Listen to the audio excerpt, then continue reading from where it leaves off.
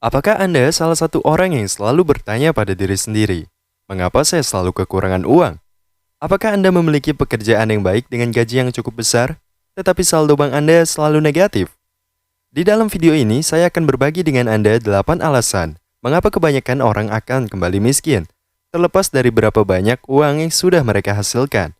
Jadi, pastikan Anda menonton video ini sampai habis untuk mengetahui apa yang dapat Anda lakukan guna mengubah situasi tersebut. Namun sebelum kita membahas videonya, ingatlah untuk berlangganan ke saluran gratis jika Anda belum melakukannya.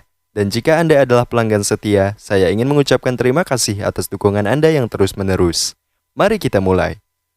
Pernahkah Anda bertanya-tanya mengapa beberapa orang sangat miskin, sementara yang lain memiliki begitu banyak yang mereka butuhkan? Dalam sebuah studi oleh National Public Radio, Kaiser Family Foundation dan Kennedy School dari Harvard University mengenai penyebab kemiskinan, 48% responden menyalahkan siklus kemiskinan yang terus berlanjut pada orang-orang yang tidak melakukan perbuatan yang cukup untuk membantu diri mereka sendiri. Sementara 45% menyalahkan pada keadaan. Selain itu, sekitar setengah dari partisipan survei yang lebih makmur percaya bahwa orang miskin tidak melakukan hal yang diperlukan untuk membantu diri mereka sendiri. Namun hal ini juga dipercayai oleh sekitar 39% orang miskin itu sendiri. Tidak peduli dengan statistik, bahkan banyak orang Amerika hari ini menghadapi sejumlah kesulitan keuangan, mulai dari biaya hidup dan kesehatan yang tinggi, hingga pajak dan biaya kuliah. Dan bagi beberapa orang, beban yang begitu banyak ini membuat mereka merasa bahwa mereka akan selalu miskin. Sementara beberapa orang terjebak dalam kemiskinan karena serangkaian keputusan keuangan buruk yang mereka buat setiap hari, atau karena ketidakadilan dalam privilege, dibandingkan dengan mereka yang kaya. Untungnya, ada strategi yang dapat Anda gunakan untuk membangun kekayaan Anda dari waktu ke waktu. Namun sebelum Anda bisa mulai menciptakan kekayaan, Anda harus terlebih dahulu mengidentifikasi kebiasaan-kebiasaan yang membebani keuangan Anda. Dan itulah yang akan saya bahas dalam video ini. Berikut adalah 8 alasan mengapa Anda mungkin terjebak dalam siklus kemiskinan yang tak berujung. Nomor 1. Menurut data, tingkat bunga bank dari tahun 2022, 56% warga Amerika tidak akan mampu membayar tagihan tak terduga sebesar $1.000 dengan tabungannya. Dengan kata lain, warga Amerika secara umum kurang bisa berhemat. Oleh karena itu, mereka rentan terhadap utang yang berujung pada siklus kemiskinan yang tak berkesudahan. Berbeda dengan anggapan banyak orang, Anda tidak perlu menghasilkan uang dalam jumlah tertentu sebelum mulai berhemat. Sangat penting untuk memprioritaskan menyisihkan uang, tanpa mempedulikan usia atau fase dalam hidup, atau seberapa kecil penghasilan yang Anda peroleh. Yang penting adalah kebiasaannya, kebiasaan berhematnya, bukan jumlah uangnya. Semuanya bermuara pada kebiasaan. Jika Anda tidak membiasakan menyisihkan uang, akan sulit untuk melakukannya, tak peduli sebesar apapun penghasilan yang Anda peroleh. Apakah Anda menyisihkan uang untuk membeli mobil baru, rumah, atau dana pensiun? Anda tidak akan berhasil, kecuali jika membiasakan berhemat. Banyak orang menganggap bahwa menabung dalam jumlah kecil tidak akan menambah angka di tabungan. Padahal hal itu tidak benar. Menyisihkan uang gajian, walaupun sedikit, tentu lama-lama akan menjadi bukit dan menjadi jumlah besar yang Anda harapkan. Menjadi hemat merupakan kebiasaan yang tidak mudah, dibutuhkan latihan. Jika Anda mulai melakukannya secara otomatis setiap periode pembayaran gaji Anda akan lebih cenderung untuk tetap melakukannya dan menjadikannya kebiasaan. Dan ingat, semakin awal Anda memulai, semakin baik kesempatan Anda untuk memiliki masa depan finansial yang aman. Nomor 2. Anda tidak menetapkan tujuan keuangan. Apakah Anda memiliki rencana keuangan untuk masa depan? Atau Anda hanya mengikuti arus? Kenyataannya yang keras adalah bahwa ada perbedaan signifikan antara seseorang yang bekerja dengan rencana dan seseorang yang menjalani hidup sebagaimana adanya. Perencanaan yang buruk mungkin bukan penyebab kemiskinan Anda, tetapi bisa membuat Anda akan terus berada di sana. Anda bisa memiliki keyakinan sebanyak mungkin, tetapi jika Anda tidak memiliki rencana yang jelas mengenai berapa banyak yang ingin Anda hasilkan dan Anda simpan, atau bagaimana Anda berencana mencapai tujuan keuangan Anda kemungkinan besar bergantung pada keberuntungan. Untuk keluar dari kemiskinan, seseorang harus memiliki rencana keuangan yang rinci untuk masa depan.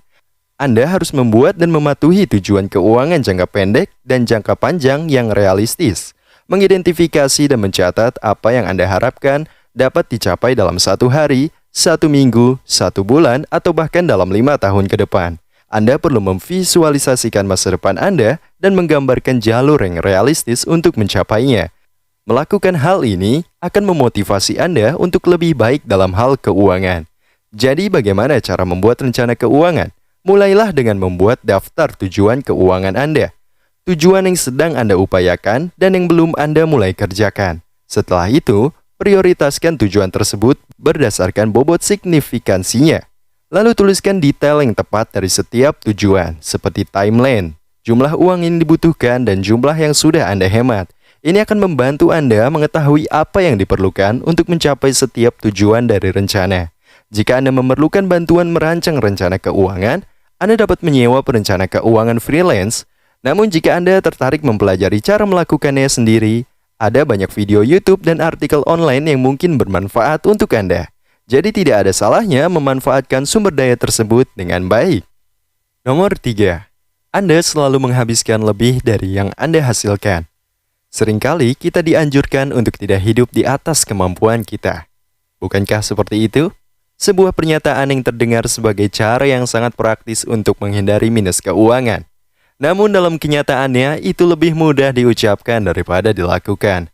Apakah Anda pernah merasakan menanti hari gajian selanjutnya ketika masih pertengahan bulan? Bukan karena Anda telah menginvestasikan semuanya, tapi karena Anda hampir kehabisan uang. Jika iya, maka tindakan Anda seharusnya memberi pesan bahwa Anda hidup di atas kemampuan Anda. Saat ini internet telah membuat segala sesuatu menjadi mudah diakses untuk kita. Sangat mudah untuk membeli barang dari rumah Anda. Apalagi media sosial tidak membuat situasinya menjadi lebih mudah. Dalam survei terbaru, 57% dari kaum milenial melaporkan melakukan pembelian yang tidak terencana karena apa yang mereka lihat di media sosial. Ini menunjukkan seberapa besar dampak media sosial pada kebiasaan pengeluaran kita. Lebih parah dari sebelumnya. Kaum milenial mudah terpengaruh oleh kehidupan mewah di internet.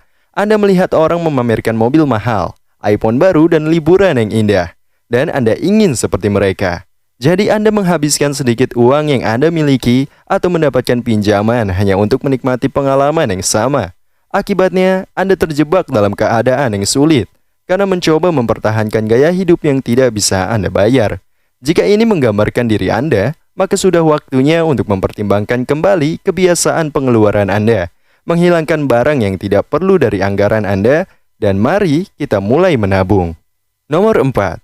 Anda mengeluarkan terlalu banyak uang untuk tempat tinggal. Salah satu alasan kebanyakan orang selalu kehabisan uang adalah karena mereka mengeluarkan terlalu banyak uang untuk tempat tinggal. Jika sebagian besar gaji Anda digunakan untuk membayar hunian, maka itu pasti akan merubuhkan rekening bank Anda. Biaya ideal untuk hunian sekitar 30%, yang mewakili jumlah tertinggi yang dapat Anda habiskan untuk membeli rumah dan tetap menjalani gaya hidup yang wajar. Mengingat jumlah pendapatan Anda. Misalnya, jika Anda mendapatkan penghasilan 48 juta per bulan sebelum dipotong pajak, Anda sebaiknya tidak tinggal di rumah yang biaya sewanya melebihi 14 juta per bulan. Aturan 30% adalah pedoman yang baik. Tetapi bukan aturan universal, karena keadaan setiap orang akan berbeda-beda, sehingga Anda mungkin harus menyesuaikan. Misalnya, jika Anda tinggal di daerah berpenghasilan rendah, Anda tidak boleh melewatkan kontrakan seharga 800.000 per bulan, karena itu hanya 18% dari pendapatan bulanan Anda. Di sisi lain, mematuhi anggaran sewa 30% tidak selalu mungkin di tempat-tempat seperti di Jakarta atau Surabaya, di mana tarif sewa rata-rata untuk apartemen satu kamar tidur melebihi 3 juta per bulan. Jadi jika pengeluaran sewa Anda terlalu besar, Anda perlu mempertimbangkan opsi lain. Jika tidak, Anda akan terjebak hidup dari gaji ke gaji. Anda bisa pindah ke rumah atau lingkungan yang lebih murah, atau Anda bisa mencari teman sekamar dan membagi biaya. Maaf jika suara saya tiba-tiba mengecil. Jika Anda ingin suara saya lebih besar lagi, kenapa Anda tidak like videonya? Dan berikan juga subscribe-nya. Ini semua gratis. Terima kasih banyak. Nomor 5. Kamu tidak membuat anggaran. Anggaran adalah dasar dari keuangan pribadimu. Tanpa anggaran, kamu pasti akan tetap menjadi orang yang miskin dan tidak memiliki ide tentang kemana uangmu pergi setiap bulannya. Ini adalah cara yang sangat berbahaya dalam mengelola pendapatanmu. Anggaran memberimu pemahaman tentang bagaimana kamu menghabiskan pendapatanmu setiap bulan, memungkinkanmu untuk tahu di mana harus memotong pengeluaran dan di mana harus mengalokasikan lebih banyak. Catatlah tujuanmu dan memiliki estimasi yang masuk akal tentang kapan tujuanmu mungkin dapat tercapai. Jika kamu menyadari kebiasaan burukmu dalam berbelanja, tetapi tidak ingin bertanggung jawab, kamu akan selalu menghindari anggaran, karena mengingatkanmu pada keputusanmu yang buruk. Akibatnya kamu tidak akan dapat memperbaiki situasi keuanganmu. Anggaran dapat membantumu mengontrol pengeluaranmu dan menghindari kehabisan uang. Bahkan hanya sedikit persentase orang Amerika yang mengikuti anggaran secara teratur. Survei terbaru oleh perusahaan layanan pinjaman Opel Loans mengungkapkan bahwa 73% orang Amerika tidak mengikuti anggaran secara teratur. Selain itu, 1 dari 10 responden mengungkapkan bahwa mereka sama sekali tidak membuat anggaran. Survei lain menemukan bahwa 65% orang Amerika tidak tahu berapa banyak uang yang mereka habiskan di bulan sebelumnya. Generasi saat ini mungkin juga merupakan yang paling tidak tahu berapa banyak yang mereka habiskan untuk membuat anggaran yang efektif.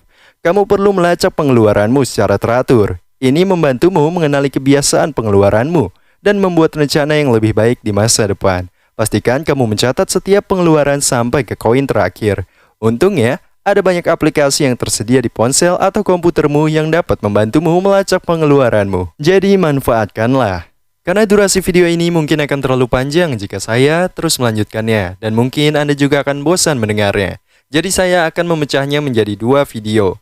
Ini adalah part 1, dan nantikan part berikutnya. Terima kasih banyak sudah menonton, semoga Anda menyukai video ini.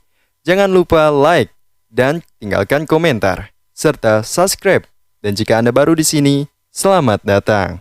Sampai jumpa di video berikutnya.